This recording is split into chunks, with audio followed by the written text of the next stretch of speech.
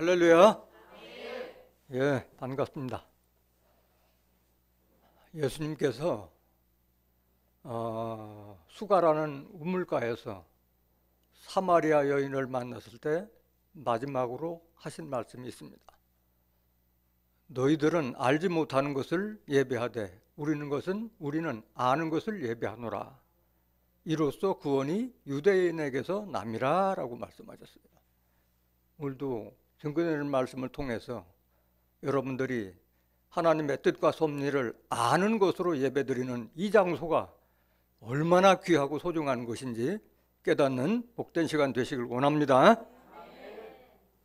이 시간 허락하신 하나님 말씀은 히브리서 9장 1절부터 15절까지입니다. 봉독해 드리겠습니다. 첫 언약에도 섬기는 예법과 세상에 속한 성소가 있더라. 예비한 첫 장막이 있고 그 안에 등대와 상과 진설병이 있으니 이는 성소라 일컫고 또 둘째 휘장 뒤에 있는 장막을 지성소라 일컫나니 금향로와 사면을 금으로 싼 언약궤가 있고 그 안에 만나를 담은 금 항아리와 아론의 쌍난 지팡이와 언약의 비석들이 있고 그 위에 속죄소를 돕는 영광의 그룹들이 있으니 이것들에 관하여는 이제 낱낱이 말할 수 없노라. 이 모든 것을 이같이 예비하였으니 제사장들이 항상 첫 장막에 들어가 섬기는 예를 행하고 오직 둘째 장막은 대제사장이 홀로 1년 1차씩 들어 가로되 피 없이는 아니하나니 이 피는 자기와 백성의 허물을 위하여 드리는 것이라. 성령이 이로써 보이신 것은 첫 장막이 서 있을 동안에 성소에 들어가는 길이 아직 나타나지 아니한 것이라. 이 장막은 현재까지의 비유니 이에 의지하여 드리는 예물과 제사가 섬기는 자로 그 양심상으로 온전케 할 수 없나니 이런 것은 먹고 마시는 것과 여러 가지 씻는 것과 함께 육체의 예법만 되어 개혁할 때까지 맡겨둔 것이니라. 그리스도께서 장래 좋은 일에 대제사장으로 오사 손으로 짓지 아니한 곧 이 창조에 속하지 아니한 더 크고 온전한 장막으로 말미암아 염소와 송아지의 피로 아니하고 오직 자기 피로 영원한 속죄를 이루사 단번에 성소에 들어가셨느니라. 염소와 황소의 피와 및 암송아지의 죄로 부정한 자에게 뿌려 그 육체를 정결케 하여 거룩케 하거든 하물며 영원하신 성령으로 말미암아 흠없는 자기를 하나님께 드린 그리스도의 피가 어찌 너희 양심으로 죽은 행실에서 깨끗하게 하고 살아계신 하나님을 섬기게 못하겠느냐? 이를 인하여 그는 새 언약의 중보니 이는 첫 언약 때의 범한 죄를 속하려고 죽으사 부르심을 입은 자로 하여금 영원한 기업의 약속을 얻게 하려 하심이니라. 히브리서 9장 1절부터 15절까지 봉독해 드렸습니다. 봉독해 드린 말씀을 통해서 세상에 속한 성소와 하늘 성소라는 제목으로 말씀을 전가하도록 하겠습니다. 세상에 속한 성소와 하늘 성소. 성소라고 하는 것은 거룩한 처소, 거룩한 장소라는 뜻으로 거룩하신 하나님께서 임재하신 곳이 성소인 줄 믿습니다. 하나님은 형체가 있어요, 없어요? 형체가 없어요. 하나님은 영으로 말씀으로 계시는 줄 믿습니다. 하나님은 손으로 지은 전에 계세요, 안 계세요? 손으로 지은 전에 계시지 않아요. 하나님은 영으로 계시고 말씀으로 계시기 때문에 사도행전 7장 48절 기록되어 있기를 하나님은 나는 사람의 손으로 지은 전에 계시지 않다고 말씀하셨어요. 하나님은 사람의 심령 속에 거하시기를 원하시는 줄 믿습니다. 오늘 본문 말씀을 보면은 세상에 속한 성소도 있고 하늘에 속한 성소가 있습니다. 그렇다면은 우리가 들어가야 될 곳은 세상에 있는 성소예요? 하늘의 성소예요? 하늘의 성소예요. 하늘의 성소. 그런데 세상에 속한 성소에 있는 사람들은 하늘 성소가 있는 줄을 알질 못해요. 왜 모르느냐? 하늘 성소를 알려줘야지 되는데 하늘 성소를 알려줄 수가 없어요. 전에도 말씀드린 바가 있지만은 율법에 의해서 신앙생활하는 자들은 세상에 속한, 땅에 속한 성소에 있기 때문에 하늘 성소에 대해서 알지도 못하고 알려주지도 않아요.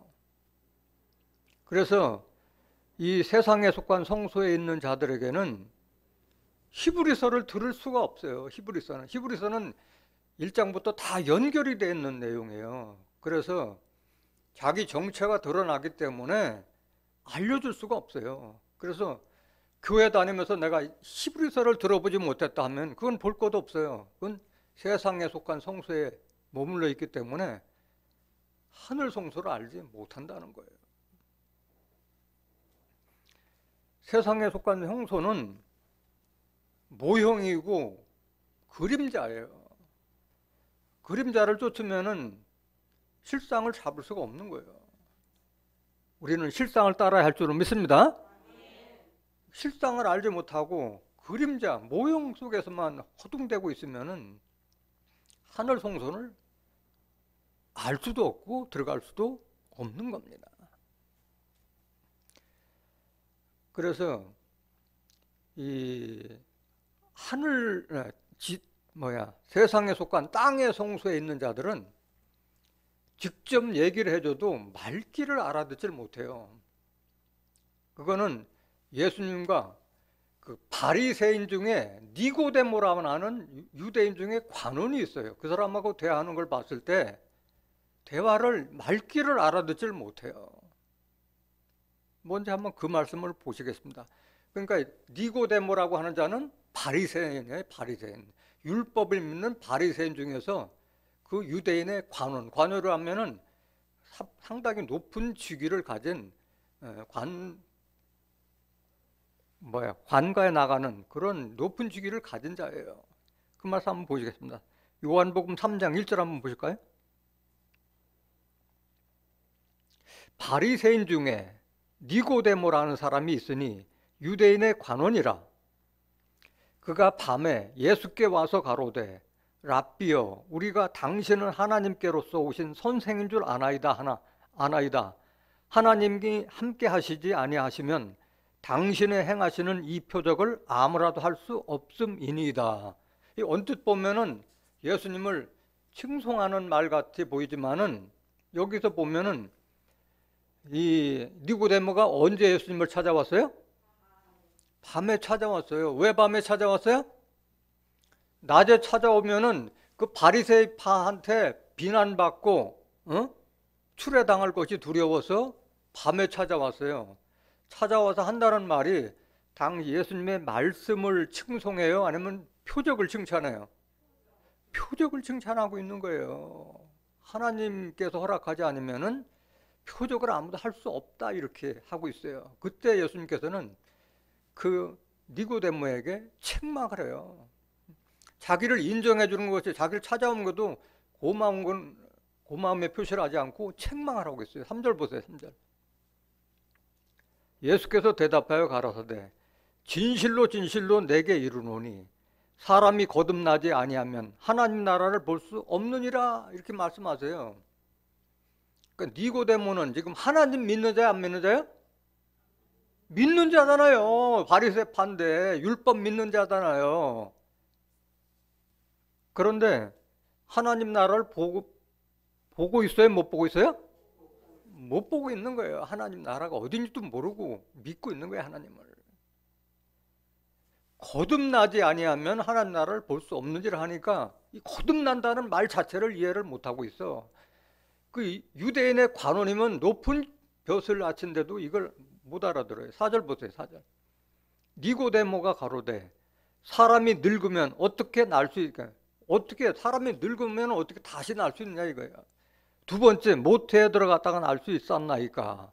그러니까 영적으로 거듭난다는 말을 이해를 못하고 육신적으로 거듭난다는 말은 이걸 묻고 있어요.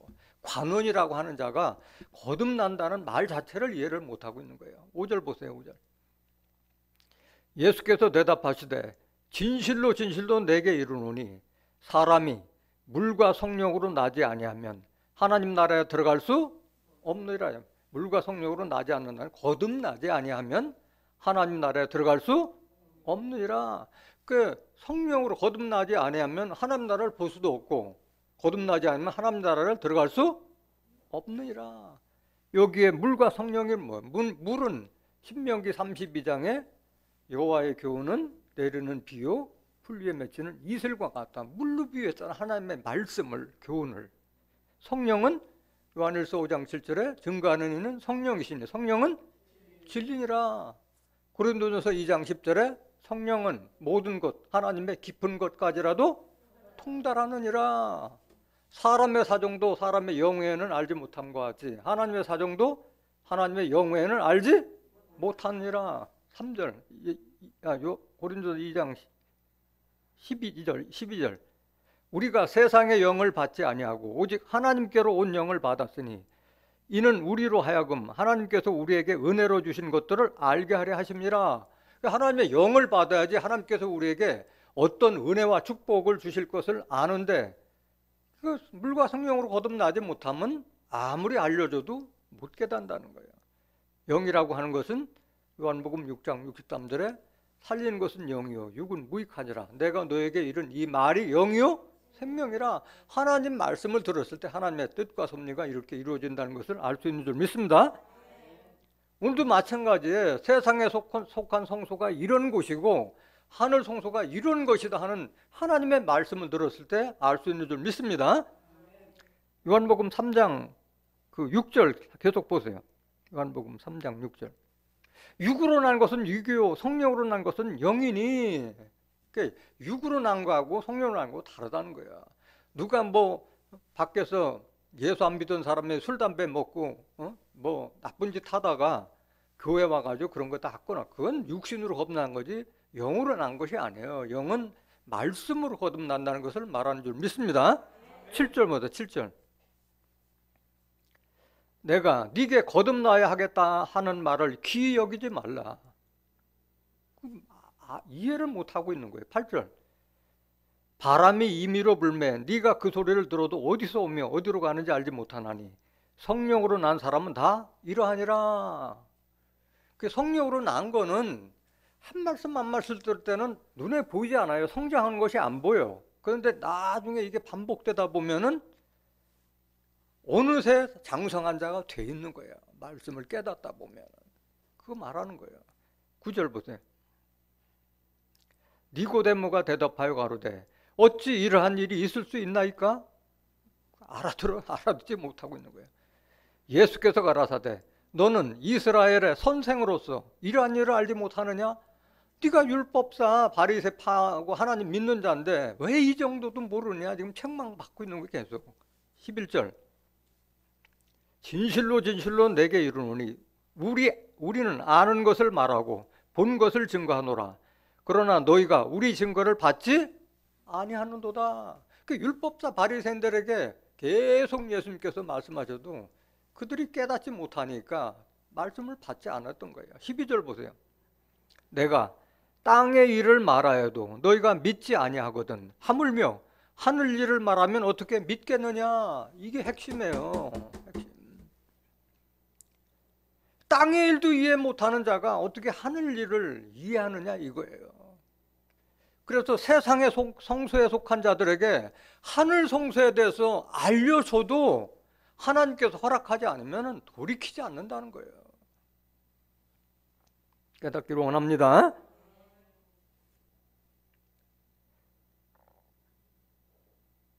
오늘 본문 말씀 보세요.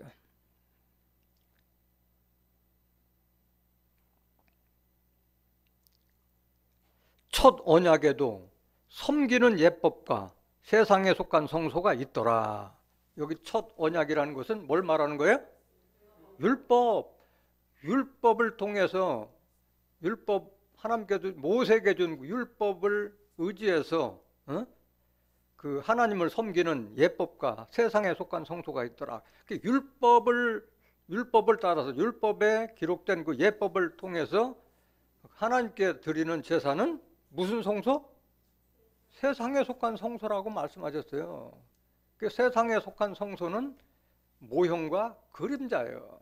여기서는 참 성소에 나갈 수가 없는 거예요. 계속 보세요. 2절. 예비한 첫 장막이 있고 그 안에 등대와 상과 진설병이 있으니 이는 성소라 일컫고. 그래서 그 구약 시대 이스라엘 민족이 출애굽해서 그 장막을 지날 때는 그 성전을 별도로 짓지 않았잖아요. 장막으로 지어놓고 나서 큰 천막을 하나 해서 휘장을 하나 가로막아 놓고 그 앞에는 성소, 그곳에는 제사장만 들어가고 뒤에 휘장 뒤에는 지성소라 해서 대제사장들이 1년에 1차씩만 들어가는 그런 장소로 예배를 드렸다는 거예요. 제사를 드렸던 거예요. 3절.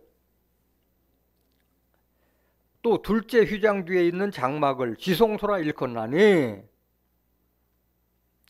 금향로와 사면을 금으로 싼 언약궤가 있고 그 안에 만나를 담은 금항아리와 아론의 쌍난 지팡이와 언약의 비석들이 있고 그 지성소 안에는 이 금향로 또 언약궤 이런 것을 놓고 제사장들만 들어갔던 자리예요. 5절 보세요.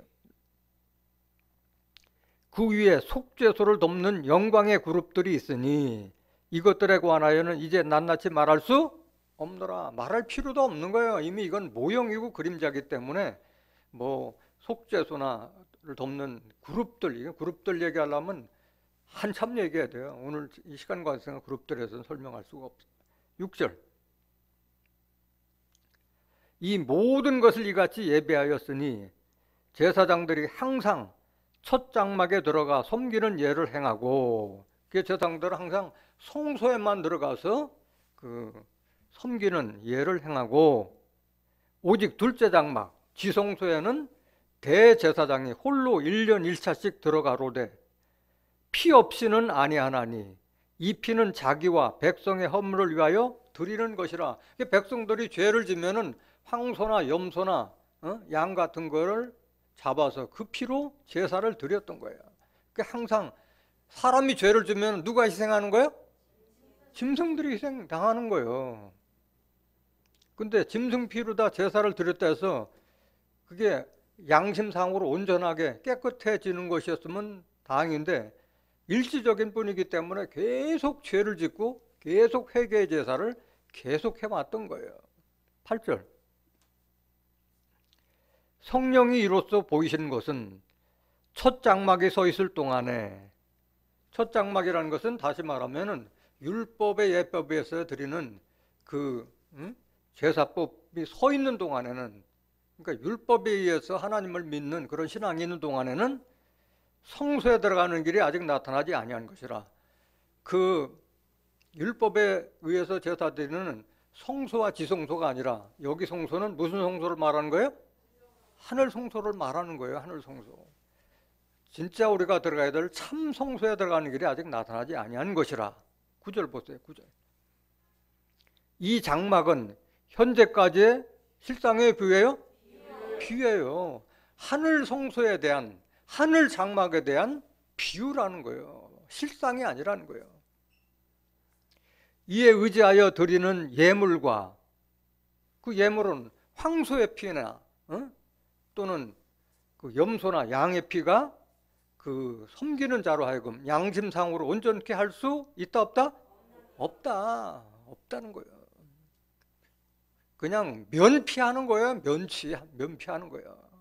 그걸로 일시적으로 위안을 삼는 것이지 그게 완전히 내 양심상으로 깨끗해져서 다시는 죄를 짓지 않는 그런 상태로 바뀌지 않는다는 거예요. 10절. 이런 것은 먹고 마시는 것과 여러 가지 씻는 것과 함께 육체의 예법만 되어 개혁할 때까지 맡겨둔 것이니라. 그래서 율법에 의한 그 제사법은 먹고 마시고 여러 가지 씻는 것과 함께 육체 예법만 돼요. 개혁할 때까지 맡겨둔 것이기 때문에 반드시 개혁되어야 할 줄로 믿습니다. 이 개혁을 누가 시켰어요? 예수님께서 시켰잖아요. 그 예수님께서 시킬 것을 이미 히브리서 7장 12절에 예언을 다 해놨잖아요. 히브리서 7장 12절 한번 보실까요?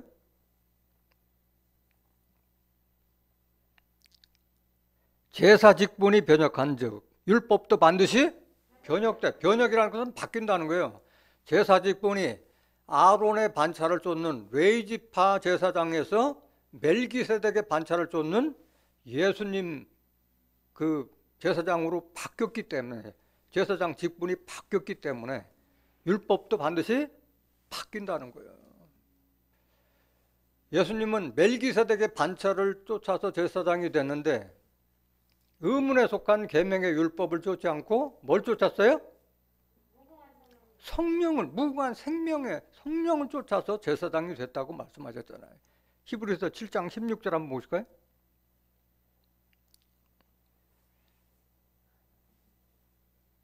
그는 육체에 상관된 계명의 법, 율법, 육체에 상관된 계명의 법은 에베소서 2장 15절 16절에 나와 있는 그 율법을 쫓지 아니하고 오직 무궁한 생명의 능력을 쫓아 된 것이니. 그래서 제사 직분이 이렇게 그 멜기세덱의 반차를 쫓는 제사 직분으로 바뀌었기 때문에 그 율법도 반드시 바뀌어야 할 줄로 믿습니다. 그걸 지금 말씀하고 계시는 거예요. 왜 그러냐? 이 율법에 의한 제사로서는 사람을 온전케 할 수 없기 때문에 그렇게 바뀐 거예요. 히브리서 10장 1절 한번 볼까요? 히브리서 10장 1절. 율법은 장차 오는 좋은 일의 그림자요 참 형상이 아니므로. 율법은 앞으로 오는 좋은 일의 그림자요 참 형상이 아니므로 해마다 늘 드리는 바 같은 제사로는 나오는 자들을 언제든지 온전케 할 수 없느니라. 온전케 할 수 없는 법이고 제사라는 거예요. 2절. 그렇지 아니하면 섬기는 자들이 단번에 정결되어 다시 죄를 깨닫는 일이 없으리니 어찌 드리는 일을 그치지 아니하였으리요. 이 말은 뭐예요? 한 번 예를 들어서 그 황소나 염소나 양의 피로 제사를 드려서 그 사람이 깨끗하게 되면은 다시 죄를 짓는 일이 없고 또 제사 드리는 일이 없을 텐데 깨끗하게 되지 않으니까 계속 죄를 짓고 그걸 반복하고 있다는 말씀이에요. 3절. 그러나 이 제사들은 해마다 죄를 생각하게 하는 것이 있나니 이는 황소와 염소의 피가 능히 죄를 없이 하지 못함이라. 못한다는 거예요. 5절 보세요. 5절. 그러므로 세상에 임하실 때에 가라사대 하나님이 제사와 예물을 원치 아니하시고 오직 나를 위하여 한 몸을 예비하셨도다. 누구를 예비했던 거예요? 예수님을 예비하신 거예요. 예수님께서. 예수님께서는 이 짐승의 피로 제사 드리는 것은 사람을 온전케 하지 못하기 때문에 우리 죄를 위하여 영원한 제사를 드리시고 보좌 우편에 앉아 계시다고 말씀하셨어요. 히브리서 10장 12절 한번 보실까요? 히브리서 10장 12절. 오직 그리스도는 죄를 위하여, 누구 죄를 위하여? 우리 죄를 위하여 한 영원한 제사를 드리시고 하나님 우편에 앉으다. 영원한 제사를 드렸으면 다시 제사 드릴 필요가 있어요? 없어요? 죄를 위한 제사는 다시는 드릴 필요가 없다고 말씀하신 거예요.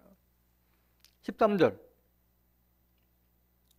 그 후에 자기 원수들로 자기 발등상이 되게 하실 때까지 기다리시나니 저가 한 제물로 거룩하게 된 자들을 영원히 온전케 하셨느니라. 그렇기 때문에 다시는 죄를 위해서 제사 드릴 필요가 없다고 말씀하신 거예요.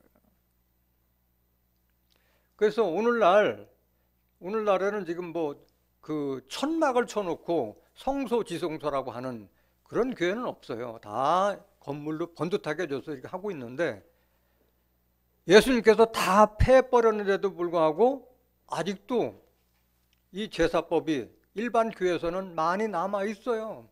대표적인 것이 뭐예요?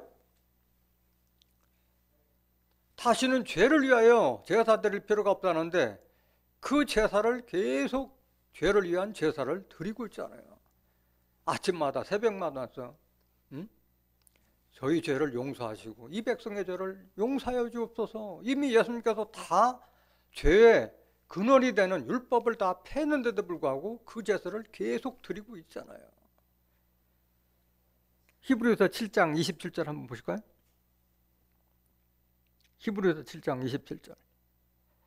저 대제사장들이 먼저 자기 죄를 위하고 다음에 백성의 죄를 위하여 날마다 제사 드리는 것과 같이 할 필요가 있으니 없으니 이는 저가 단번에 자기를 드려 이루셨음이니라. 이렇게 기록되어 있음에도 불구하고 세상에 속한 성소에 머무른 자들은 계속 이것을 반복한다는 얘기예요. 성경을 알고 그 하나님 믿는 거예요? 모르고 믿는 거예요? 모르고 믿는 거예요. 모르고 믿는. 또 없어지지 않는 게 또 있어요. 그 구약 시대도 떡상, 진설병, 떡을 차려놓고 그거를 제사를 드린다고 그랬는데 아직도 오늘날 기성교회에서는 이걸 하고 있어요. 성찬상이라고 해서 성찬식을 베푸는데 방앗간에서 만든 그 떡과 포도를 주고 이것은 내 몸이다, 예수님의 피라 해서 그거를 우리가 받아 먹고 있는데 그거 받아 먹었을 때 우리가 뭐 깨끗하거나 거룩하게 되나 우리가 바뀌나요? 안 바뀌잖아요. 그 그림자와 모형을 지금까지도 하고 있다는 거예요. 정말 우리가 먹어야 될 떡, 또 그 포도주는 예수님의 살과 피를 먹으라고 말씀하셨잖아요. 예수님께서도. 그걸 먹어야 되는데 그거 공장에서 만든 걸 보고 그걸 아직도 하고 있다는 얘기예요. 누가복음 22장 16절 한번 보세요. 포도나무에서 난 거든 하나님 나라에 이를 때까지는 다시는 그거 먹지 말라고 말씀하셨는데 내가 너에게 이르노니 이 유월절이 하나님의 나라에서 이루기까지 다시 먹지 아니하리라 하시고 이에 잔을 받으사 살해하시고 가라사대 이것을 갖다가 너희끼리 나누라. 내가 너희에게 이르노니 내가 이제부터 하나님의 나라가 임할 때까지 포도나무에서 난 것을 다시 마시지 아니하리라 하시고 예수님께서 직접 이 말씀하셨어요. 유월절 만찬 때 직접 말씀하신 거예요. 19절 또 떡을 가져 살해하시고 떼어 저에게 주시며 가라사대 이것은 너희를 위하여 주는 내 몸이라 너희가 이를 행하여 나를 기념하라 하시고 저녁 먹은 후에 잔도 이와 같이 하여 가라사대 이 잔은 내 피로 세우는 새 언약이니 곧 너희를 위하여 붓는 것이라. 그래서 예수님께서 떡을 떼어서 준 것은 내 몸이라고 말씀하셨는데 정작 그 우리가 먹어야 될 떡은 방앗간 만든 떡이에요? 아니면 예수님의 살과 피가 된 말씀이 육신에 된 그 말씀을 먹어야 돼요? 뭘 먹어야 돼요? 말씀을 먹으라는 말씀이잖아요. 요한복음 6장 47절 진실로 진실로 너에게 이르노니 믿는 자는 영생을 가졌나니 내가 곧 생명의 떡이라. 예수님이 떡이라고 말씀하신 거예요. 49절 너희 조상들은 광야에서 만나를 먹었어도 죽었거니와 이는 하늘로서 내려오는 떡이니 나는 하늘로서 내려오는 떡이니 사람으로 하여금 먹고 죽지 아니하게 하는 것이니라. 나는 하늘로서 내려온 산떡이니 사람이 이 떡을 먹으면 영생하리라. 나의 줄 떡은 곧 세상의 생명을 위한 내 살이로다 하시니라. 우리가 먹어야 될 그 떡은 예수님의 살과 피를 먹어야 할 줄로 믿습니다.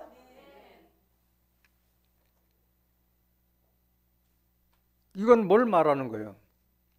말씀이 육신이 됐다고 그랬잖아요. 예수님께서는.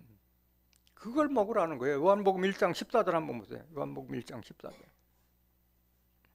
말씀이 육신이 되어 우리 가운데 거하시매 우리가 그 영광을 보니 아버지의 독생자의 영광이요 은혜와 진리가 충만하더라.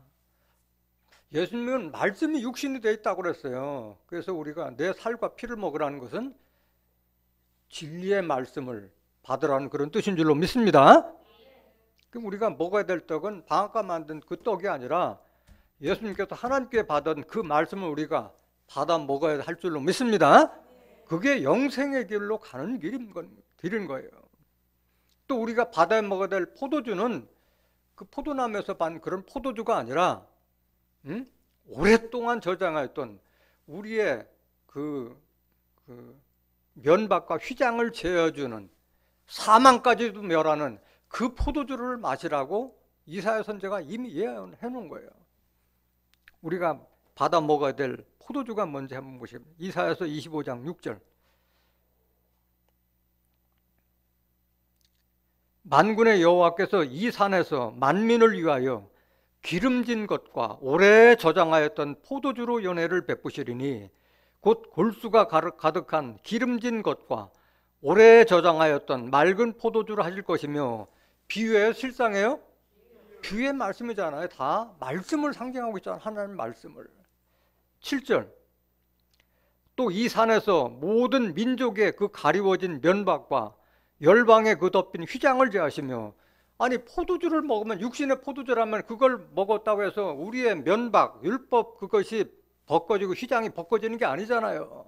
말씀을 벗겨졌기 때문에 하나님의 뜻과 섭리를 몰랐던 것이 밝게 보여주는 그것을 말하는 뜻인 줄로 믿습니다. 8절. 사망을 영원히 멸하실 거다. 이 포도주를 먹어야지 사망을 멸한다고 말씀하신 거예요. 주 여호와께서 모든 얼굴에서 눈물을 씻기시며 그 백성의 수치를 온천에서 제하시리라. 육신의 포도주를 먹었을 때 우리의 수치가 제어지는 것이 아니잖아요. 말씀을 통해서 양심이 깨끗하게 해줘서 우리가 수치를 제하게 되는 줄로 믿습니다. 여호와께서 이같이 말씀하셨느니라. 우리가 먹어야 될 떡은 말씀이 육신이 되신 예수님의 살과 피, 그 말씀을 먹어야 되고, 우리가 먹어야 될 포도주는 바로 사망을 명하고 열방의 휘장을 벗겨줄 이 오래 저장하였던 말씀의 포도주를 우리가 먹어야 할 줄로 믿습니다. 이것이 아직도 하고 있다는 거예요. 육신에. 먹고 마시는 것 외에 씻는 것. 그래서 지난번에 설교 드렸듯이 히브리서 6장에 도의 초보를 버리는 그 말씀 중에 세례들 다 버리라고 그랬잖아요. 세례들. 그런데도 불구하고 아직도 그 세례를 버리지 못하고 이마에 물을 찍어 바르던가 침례하던가 아직도 이거 남아 있다는 거예요. 오늘 히브리서가 계속 다 연결되어 있기 때문에 이 말씀이 나온 거예요. 개혁이 아주 안 되고 있다는 거예요. 심지어 어떤 교회에서는 우리 교회는 언약궤가 있다고 이렇게 자랑하는 교회도 있어요. 성경에 무식한 자들이에요. 사람이 많아질 때는 언약궤는 다시는 만들지도 말고 말하지도 말라고 말씀하셨는데 모르니까 지금 그거 하고 있는 거예요. 그걸 자랑이라고. 우리는 무식한 교회다 자랑하고 있다는 거예요.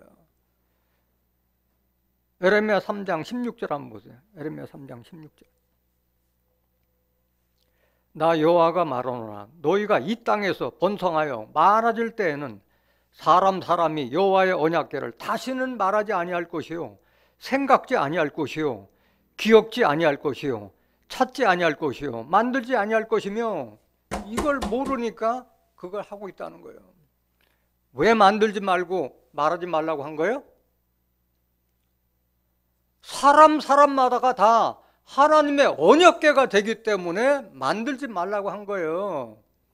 로마서 9장 24절에 우리는 모두 하나님께서 만든 그릇이라고 말씀하셨고, 그릇 안에 옛날 구약시대에 그 만나를 먹었어도 죽었지만은 그 언약궤 안에 뭐야? 만나를 담은 금항아리가 있었다고 그랬잖아요. 우리가 다 금항아리가 돼서 예수님의 말씀에 생명의 떡을 우리가 담아있는 우리가 언약궤가 되고 있는데 만들 필요가 뭐 있어요? 아론의 쌍난 지팡이.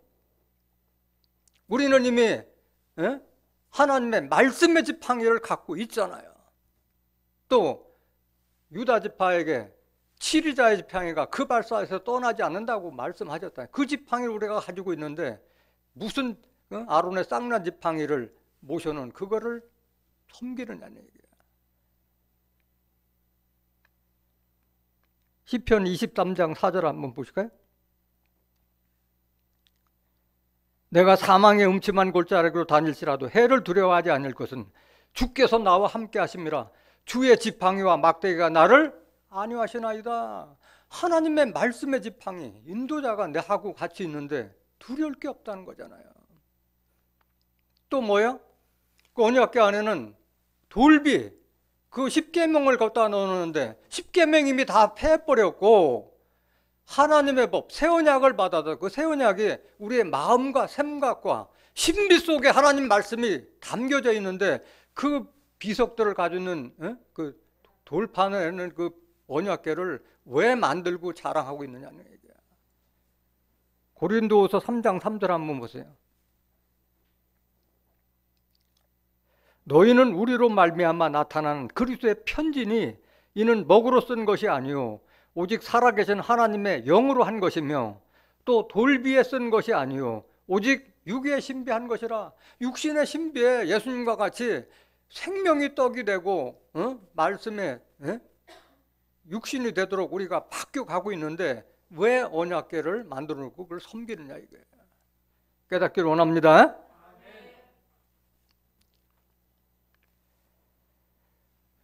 히브리서 9장 11절 본문 말씀 히브리서 9장 11절.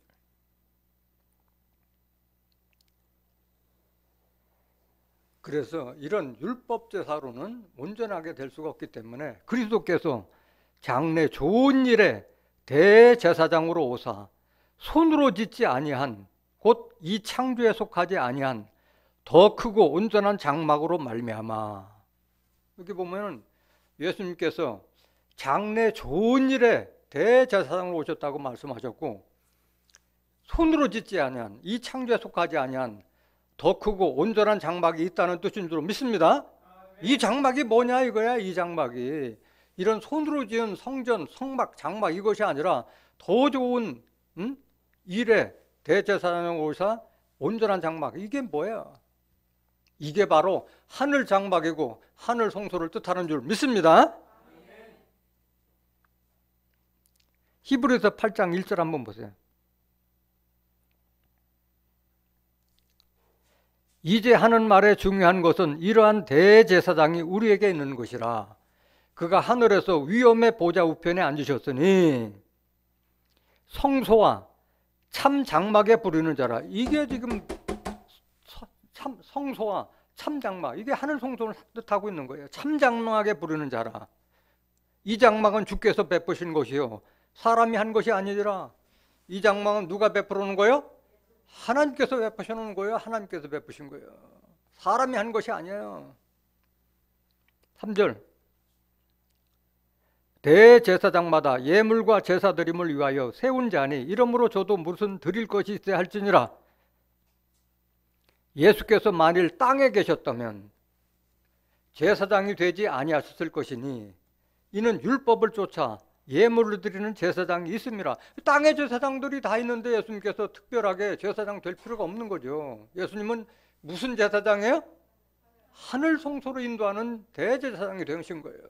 5절 보세요. 5절. 저희가 섬기는 것은 하늘에 있는 것의 모형과 지금 저기 세상에 속한 성소에서 섬기는 것은 하늘에 있는 것의 모형과 그림자라. 모세가 장막을 지으려 할 때 지시하시면 어둠과 같으니 가라사대 삼가 모든 것을 산에서 내게 보이던 분을 쫓아 지으라 하셨느니라. 6절. 그러나 이제 그가 더 아름다운 직분을 얻으셨으니 이는 더 좋은 약속으로 세우신 더 좋은 언약의 종보시라.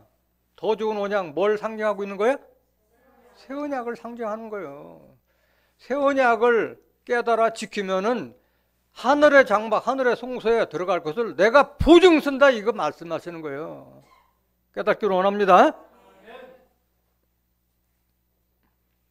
그럼 장래일에 좋은 일 대사장으로 오셨던 건 알았는데 그러면 그 참 장막이 뭐냐? 참 장막 그건 하나님이 계시는 장막을 뜻하는 줄 믿습니다.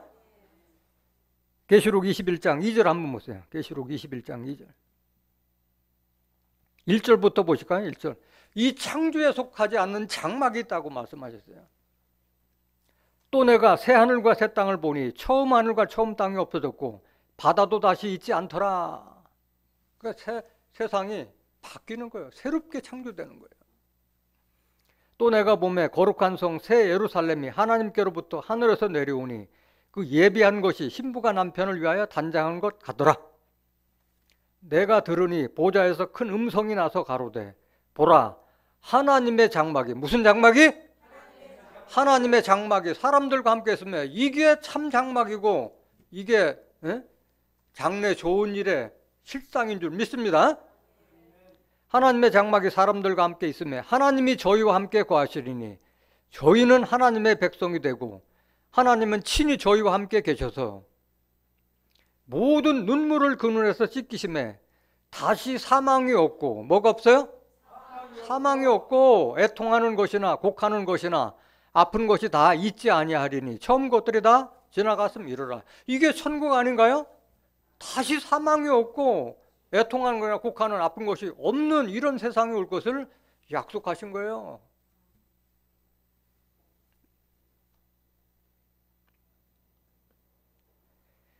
히브리서 9장 12절 보세요. 히브리서 9장 12절. 염소와 송아지의 피로 아니하고 오직 자기 피로 영원한 속죄를 이루사 단번에 어디에 들어가셨느니라? 성소에 들어가요. 성소래. 예수님은 우리의 영원한 제사를 드리고 어디 가 계세요? 보좌 우편에 앉아 계시잖아요. 하나님 계신 보좌 우편까지 가셨다고 말씀하셨잖아요. 성소에 들어가셨다고. 히브리서 10장 12절. 히브리서 10장 12절. 오직 그리스도는 죄를 위하여 우리 죄를 위하여 한 영원한 제사를 드리시고 하나님 우편에 앉아서 하나님 보좌 우편에 같이 계신 거예요. 이게 성소잖아. 하나님 계신 거예요. 13절. 그 후에 자기 원수들로 자기 발등상이 되게 하실 때까지 기다리시나니 저가 한 제물로 거룩하게 된 자들을 영원히 온전케 하셨느니라. 그 피의 제사로 말미암아 우리를 거룩하게 만들고 또 우리를 영원히 온전케 보장하신다는 그런 뜻인 줄로 믿습니다. 15절 보세요. 15절. 또한 성령이 우리에게 증거하시되 주께서 가라사대 그날 후로는 저희와 세울 언약이 이것이라 하시고 내 법을 저희 마음에 두고 저희 생각에 기록하리라 하신 후에 또 저희 죄와 저희 불법을 내가 다시 기억지 아니하리라 하셨으니 이것을 사하셨은즉 다시 죄를 위하여 제사 드릴 것이 없느니라. 분명히 이렇게 했는데도 불구하고 계속 죄를 위한 제사를 지금도 드리고 있지 않느냐 이게. 19절. 그러므로 형제들아 우리가 예수의 피를 힘입어 성소에 들어갈 담력을 얻었나니 예수님께서 길을 다 열어놓으셨기 때문에 우리는 힘들이지 않고 갈 수 있잖아요. 뭐 담력까지도 안 가져서 다 들어갈 수 있도록 열어놓으셨잖아요. 20절 보세요. 20절. 그 길은 우리를 위하여 휘장 가운데로 열어놓으신 새롭고 산 길이요. 그 길은 어디로 가는 길을 말하는 거예요? 하늘 성소, 하늘 장막으로 우리를 인도하는 그 길은 휘장 가운데로 열어놓으신 새롭고 산 길이요. 휘장은 곧 저의 예수님의 피의 제사를 했기 때문에 자기 휘장을 열었다는 것은 육체로 그 길을 열었다는 그런 뜻인 줄로 믿습니다. 육체로 율법을 폐했다고 말씀하셨잖아요. 이건 비유로 기록된 말씀이잖아. 비유. 휘장은 저의 육체라고 말씀하셨잖아요. 그 말이 무슨 말이냐? 에베소서 2장 12절 한번 보세요. 에베소서 2장 12절. 그때 너희는 그리스도 밖에 있었고 이스라엘 나라 밖의 사람이라 약속의 언약들에 대하여 외인이요 세상에서 소망이 없고 하나님도 없는 자이더니 우리가 그랬던 자들잖아요. 우리가 이스라엘 사람들도 아니었고 완전히 이방인이었잖아요. 그리스도 밖의 사람이었잖아요. 13절. 이제는 전에 멀리 있던 너희가 그리스도 예수 안에서 그리스도의 피로 가까워졌느냐. 누구하고 가까워졌다는 거예요? 하나님과 가까워졌다는 거예요. 하나님과. 그럼 왜 멀리 있었느냐? 율법이라는 게 가로막고 있었기 때문에 하나님께 가까이 갈 수 없었던 것을 예수님이 폐하신 거예요. 14절 보세요. 그는 우리의 화평이시니라. 둘로 하나를 만드사 중간에 막힌 담을 하시고. 중간에 막힌 담이 뭘 상징하고 있어요? 율법을 상징하고 있잖아요. 율법을. 15절. 원수된 것 곧 의문에 속한 계명의 율법을 자기 육체로 폐하셨으니, 이걸 말하는 거예요. 휘장 가운데 들어가셨다는. 이는 이둘로 자기 안에서 한 세 사람을 지어 화평하게 하시고, 또 십자가로 이 둘을 한 몸으로 하나님과 화목하게 하려 하심이라. 원수된 것을 십자가로 소멸하시고, 또 오셔서 먼 데 있는 너희에게 평안을 전하고 가까운 데 있는 자들에게 평안을 전하셨으니, 이는 저로 말미암아 우리 둘이 한 성령 안에서 아버지께 나아감을 얻게 하려 하심이라. 그래서 하나님과 우리에게 맡겼던 담을 패버렸기 때문에 우리가 하나님께 가까이 나갈 수 있는 줄 믿습니다. 옛날에는 못 나가지 못했잖아요. 율법에 의한 제도로는 제사장들만 성소들하고 대제사장들만 1년에 1차씩만 들어가고 성소에 함부로 들어가면 다 죽였잖아요. 다. 그런데 예수님께서 이걸 다 열었기 때문에 1대1로 하나님까지 갈 수 있는 그 길을 예수님께서 열어놓으셨다는 그런 뜻이에요. 그래서 이랬기 때문에 우리가 율법이 있을 때는 매일 나그네 신앙을 가졌던 손님이요 나그네였는데, 이 예수님께서 길을 열어주심으로 말미암아 우리가 하나님의 권속이 되는 줄 믿습니다. 이걸 말하는 19절 보세요. 19절.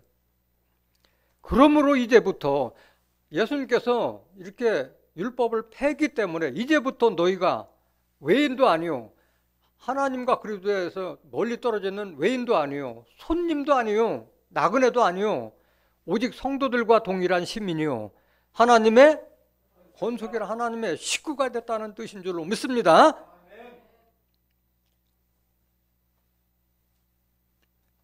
결국 이것이 뭐냐? 십자가의 공로를 말하는 거예요. 십자가의 공로.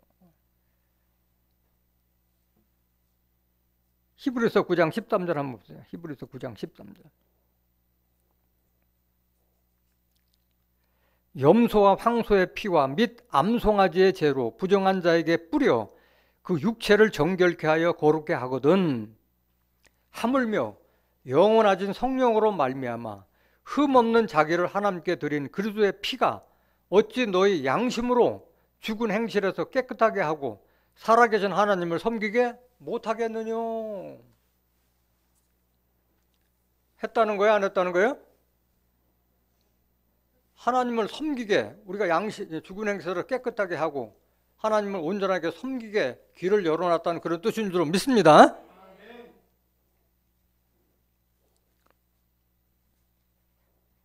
28절 한번 보세요. 히브리서 9장 28절. 이와 같이 그리스도도 많은 사람의 죄를 담당하시려고 단번에 들이신 바 되셨고, 우리 죄를 위해서 단번에 자기 육체를 들이신 줄로 믿습니다. 예수님은 의인이었잖아요. 아무런 죄가 없었는데 우리 죄를 위해서 대신 십자가를 지셨다는 거예요. 베드로전서 3장 18절 한번 더 보실까요?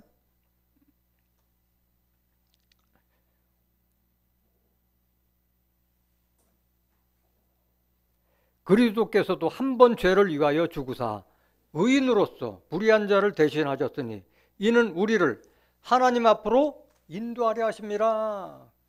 십자가의 보혈의 공로는 우리를 율법에 의해서 하나님께 나가는 가로막혔던 길을 열어놓으신 것인 줄 믿습니다. 또 우리가 그 하늘 성소로 나갔던 그 새롭고 산 길을 열어주신 줄 믿습니다. 이게 바로 십자가의 보혈의 공로라는 거예요. 15절 보세요. 히브리서 9장 15절.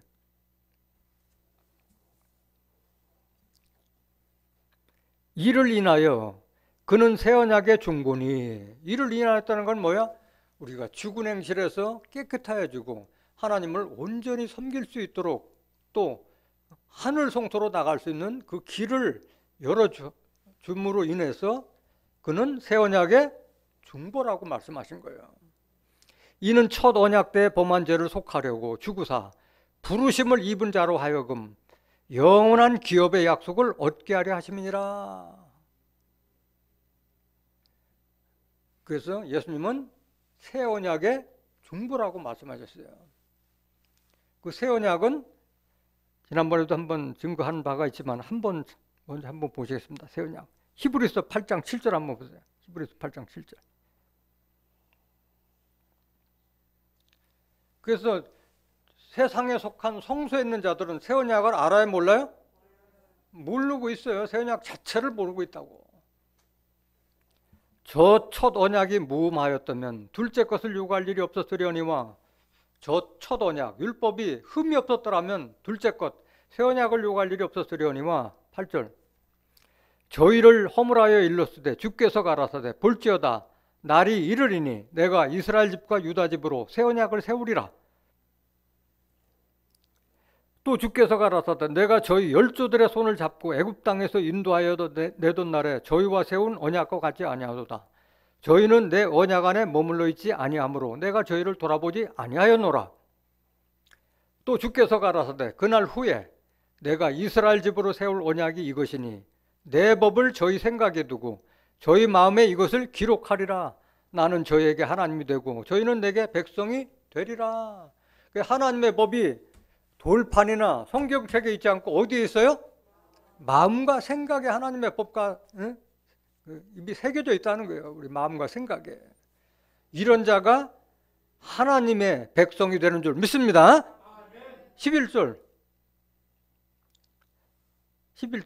또 각각 자기 나라 사람과 자기 형제를 가르쳐 이르기를 주를 알라 하나님을 알라 그리스도를 알라 하지 않을 것은 저희가 작은 자로부터 큰 자까지 다 나를 알미니라. 왜? 하나님의 법이 마음과 생각에 새겨져 있기 때문에 말할 필요가 없다는 거예요. 12절 보세요.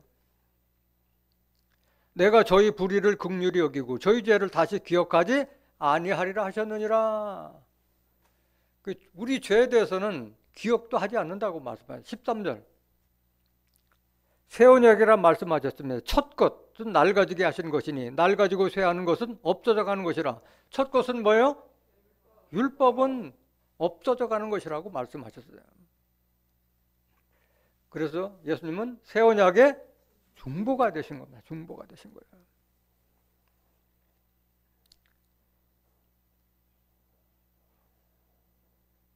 (15절) 다시 한번 보세요. 15절. 히브리서 9장 15절. 이를 인하여 그는 새 언약의 중보니 이는 첫 언약 때의 범한 죄를 속하려고 주구사 부르심을 입은 자로 하여금 영원한 기업의 약속을 얻게 하려 하십니다. 뭔 약속을 얻게 한다고 했어요? 영원한 기업의 약속. 영원한 기업의 약속이 뭐냐? 베드로전서 1장 3절 한번 보세요.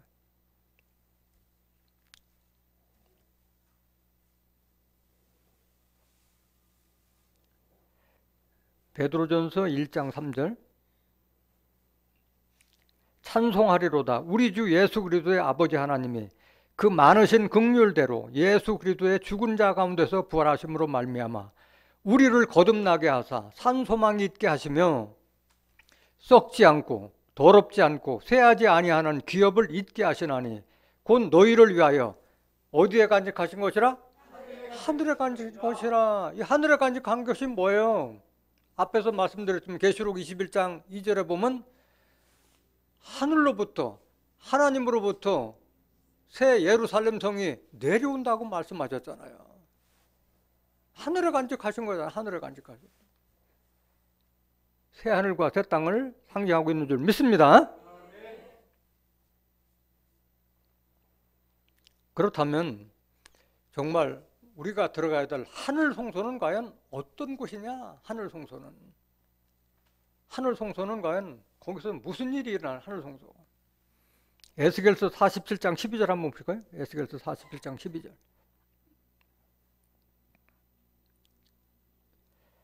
강 좌우 가에는 각종 먹을 실과나무가 자라서 그 잎이 시들지 아니하며 실과가 끊치지 아니하고 달마다 새 실과를 맺으리니 그 물이 성소로 말미암아 나옴이라. 그 실과는 먹을 만하고 그 잎사귀는 약주로가 되리라. 에스겔서 41장 1절에 보면 성전 문지방으로부터 물이 흘러난다고 말씀하셨어요. 그 물로 말미암아 달마다 새 실과를 맺는 나무가 난다고 말씀하셨고, 그 실과는 먹을 만하고 그 잎사귀는 약재료가 된다고 말씀하셨어요. 이 물이, 이것도 다 실상의 비유예요? 비유의 말씀이잖아요. 이거에 과연 실상은 과연 뭐냐? 성전 문지방에서 나오는 물이 나온다고 말씀하셨는데 물이 나오는 곳이 어디냐? 계시록 22장 1절 한번 보실까요? 또 저가 수장같이 맑은 생명수의 강을 내게 보이시니 하나님과 및 어린 양의 보좌로부터 나서 길 가운데로 흐르더라. 그 성전 문지방에서 흐른다고 했는데 여기 계시록 22장에 보면은 하나님과 어린 양의 보좌로부터 흘러난다고 말씀하셨어요. 강 좌우에 생명나무가 있어 12가지 실과를 맺히되, 에스겔서 41장 12절하고 같은 말씀이에요. 달마다 그 실과를 맺히고 그 나무 잎사귀들은 만국을 소송하기 위하여 있더라. 많은 사람들을 소송케 해주는 그런 약재료가 되는 것이 생명나무라는 거예요. 이 생명나무는 창세기 3장 22절에 생명나무 실과를 먹으면 우리가 영생에 이르는 줄 믿습니다.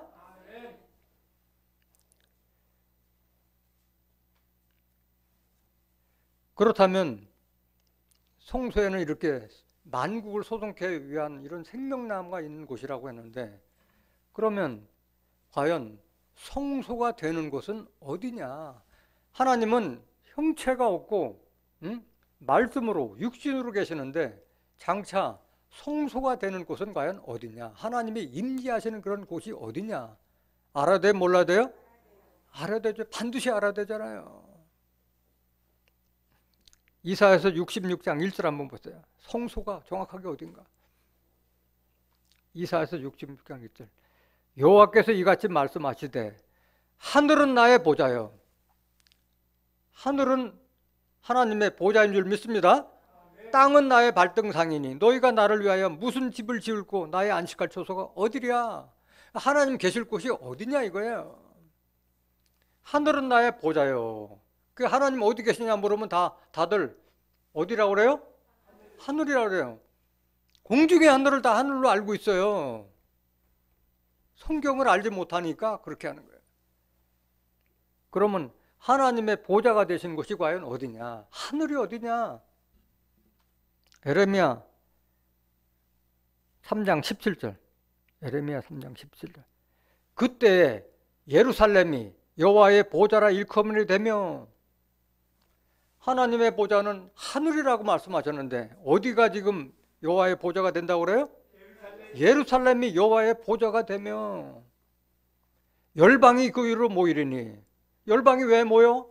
하나님 만나려고 하나님 다 찾아서 예루살렘으로 모인다는 뜻이에요. 곧 여호와의 이름으로 인하여 예루살렘에 모이고 다시는 그들의 악한 마음에 강팍한 대로 행치 아니할 것이며, 다 예루살렘에 오면은 강팍한 마음이 다 바뀐다는 뜻인 줄 믿습니다. 18절. 그때 유다 족속이 이스라엘 족속과 동행하여 북에서부터 나와서 내가 너희 열조에게 기업으로 준 땅에 함께 이르리라. 이걸 지금 약속하고 있는 거야. 하늘은 나의 보좌라고 했는데 예루살렘이 하나님의 보좌, 하늘이 되는 줄 믿습니다. 이 예루살렘과 시온이 성소가 될 것을 여러 선지자들이 다 다른 시대를 살았지만은 다 선지자들마다 이걸 예언하고 있어요. 예레미야 선지자는 이렇게 예언했는데 스가랴 선지자는 어떻게 예언했느냐? 스가랴서 1장 16절 한번 보세요. 스가랴서 1장 16절.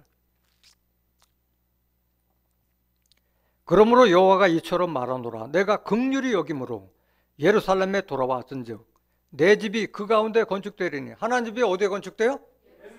예루살렘에 건축되는데 손으로 지은 전에요? 아니면 사람 심령에 져요? 사람 심령에 짓는 거예요. 예루살렘 위에 먹줄이 치어지리라. 나 만군의 여호와의 말이니라 하셨다 하라. 17절. 다시 외쳐 이르기를 만군의 여호와의 말씀에 나의 성읍들이 넘치도록 다시 풍부할 것이라. 여호와가 다시 시온을 안위하여 다시 예루살렘을 택하리라 하셨다 하라. 그래서 예루살렘은 저 중동 땅 지명적인 예루살렘이에요? 아니면 하나님께서 다시 택한 예루살렘이에요? 다시 택한 예루살렘이에요. 다시 택한 예루살렘. 다시 택한 예루살렘이 어디냐? 스가랴서 8장 3절. 스가랴서 8장 3절. 나 여호와가 말하노라. 내가 시온에 돌아왔은즉 예루살렘 가운데 거하리니. 예루살렘은 뭐라? 진리의 성읍이라. 진리의 말씀이 나오는 그곳을 예루살렘이라고 한 줄로 믿습니다. 만군의 여호와의 산은 무슨 산? 성산이나 성소가 같은 거예요. 거룩한 산, 하나님이 계시는 곳이기 때문에 성소고 성산이라는 뜻인 줄로 믿습니다. 스가랴서 8장 7절. 스가랴서 8장 7절. 만군의 여호와가 말하노라. 내가 내 백성을 동방에서부터 서방에서부터 구원하여 내고. 그 하나님 백성들 동방 서방에서 모여나서 어디로 모이느냐? 8절. 인도하여 다가 예루살렘 가운데 거하게 하리니. 어디로 모아요? 예루살렘 가운데 거하게 하리니. 그들은 내 백성이 되고 나는 성실과 정의로 그들의 하나님이 되리라. 이게 정말 하나님의 백성이 되는 줄 믿습니다. 예루살렘에 있는 자들 하나님 백성이 되는 거예요. 22절 한 번 더 보세요. 스가랴서 8장 22절. 많은 백성과 강대한 나라들이 예루살렘으로 와서 만군의 여호와를 찾고 여호와께 은혜를 구하리라. 다 몰려드는 거예요. 세계 강국들이. 만군의 여호와가 말하노라. 그날에는 방언이 다른 열국 백성 10명이 유다 사람 하나의 옷자락을 잡을 것이라. 곧 잡고 말하기를 하나님이 너희와 함께 하심을 들었네. 하나님이 누구와 함께 해요? 유다 백성들하고 함께 하는 거예요. 너희와 함께 가려 하리라 하시니라. 그래서 유다가 하나님의 성소가 될 것을 다윗 선지자가 예언해 놨어요. 시편 114편 1절 한번 보세요. 시편 114편 1절. 시편 114편 1절. 이스라엘이 애굽에서 나오며 야곱의 집이 방언 다른 민족에게서 나올 때 다 열국 백성이 다 몰려든다고 그랬어요. 예루살렘으로. 유다는 여호와의 성소가 되고 이스라엘은 그의 영토가 되었도다. 누가 여호와의 성소가 돼요? 유다가 여호와의 성소가 된다고 말씀하셨어요. 이사야 선지자는 어떻게 예언했느냐? 이사야서 59장 20절 한번 보세요. 여호와께서 가라사대 구속자가 시온에 임하며. 구속자는 누구예요? 하나님은 시온에 임하며 야곱 중에 죄가를 떠난 자에게 임하리라. 21절. 여호와께서 또 가라사대 내가 그들과 세운 나의 언약이 이러하니 곧 내 위에 있는 나의 신과 내 입에 둔 나의 말이 이제부터 영영토록 내 입에서와 네 후손의 입에서와 내 후손의 입에서 떠나지 아니라 하시니라. 여호와의 말씀이니라. 죄과를 떠난 자에게 하나님께서 임해서 그에게 하나님의 신과 하나님의 말씀을 주어서 그 후손들에게 영영하게 전파되도록 약속하신 줄 믿습니다. 이사야서 62장 1절 한번 다시 보실까요? 이사야 62장 1절. 나는 시온의 공의가 빛같이 예루살렘의 구원이 횃불같이 나타나도록 시온을 위하여 잠잠하지 아니하며 예루살렘을 위하여 쉬지 아니할 것은. 하나님은 누구를 위해서 일하고 계시나요? 시온과 예루살렘을 위해서 지금도 일하고 계시는 거예요. 2절. 열방이 내 공의를 열왕이 다 내 영광을 볼 것이요 너는 여호와의 입으로 정하실 새 이름으로 일컬음을 될 것이며 너는 또 여호와의 손에 아름다운 면류관 네 하나님의 손에 왕관이 될 것이라. 이렇게 약속을 하고 있어요. 11절 한번 더 보시죠. 11절. 여호와께서 땅끝까지 반포하시되 너희는 딸 시온에게 이르라. 보라 네 구원이 임하느니라. 보라, 상급이 그에게 있고 보응이 그 앞에 있느니라 하셨느니라. 사람들이 너를 일컬어 거룩한 백성이라, 여호와의 구속하신 자라, 하나님께서 빼내신 자라, 또 너를 일컬어 찾은 바 된 자요 버리지 않은 성읍이라 하리라. 예루살렘 백성들을 이렇게 약속하신 줄 믿습니다. 마지막 구절 한 번 더 보시겠습니다. 히브리서 12장 22절. 히브리서 12장 22절.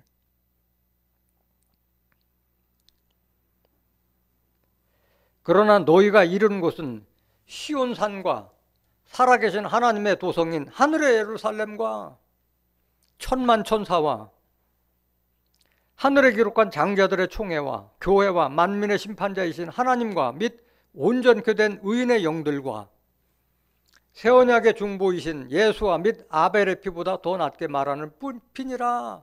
시온산에 하나님과 예수님과 의인의 영들이 다 모이는 줄 믿습니다.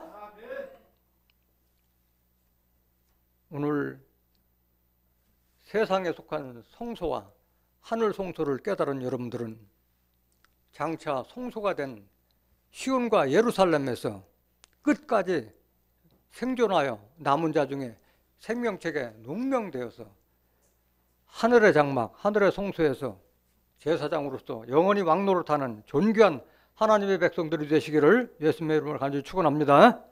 말씀 마치겠습니다.